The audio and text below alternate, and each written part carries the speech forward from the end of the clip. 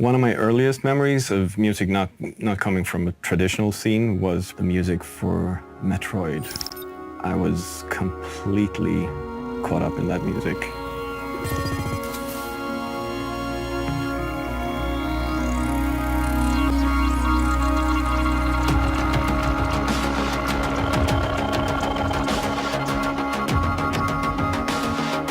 The first game I worked on was called Excessive Speed. We had the first Pentium processors with a small 14-inch CRT screen and Sound Blaster sound card.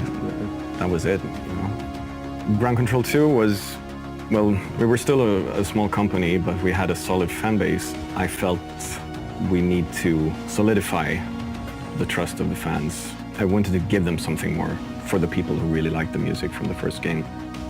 I'm still very proud of the music for World in Conflict. I was very lucky to start working close with the writer, and we had a close relationship discussing different characters, giving us a score that was much more married to what was going on in the game.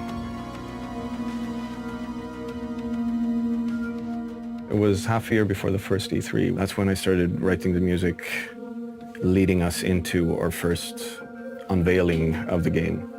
Without any preconceptions at all of the sounds, I started investigating the story and the characters and figuring out where do the sounds come from in the world, in the story. There are going to be characters in the game that play different instruments, and you're going to encounter these people in different ways, in different locations.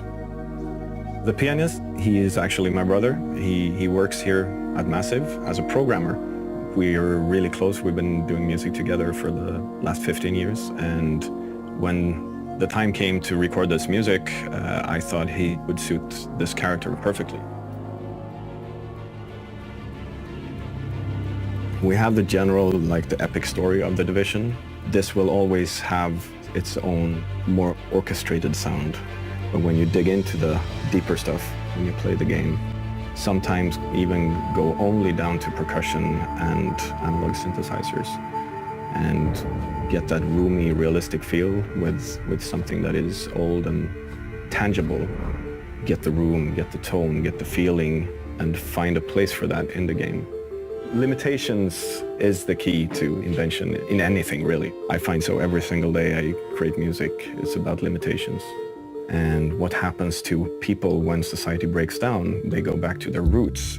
I looked at different kinds of guitars and a lot of instruments that were brought to the US when people still didn't have records and things like that.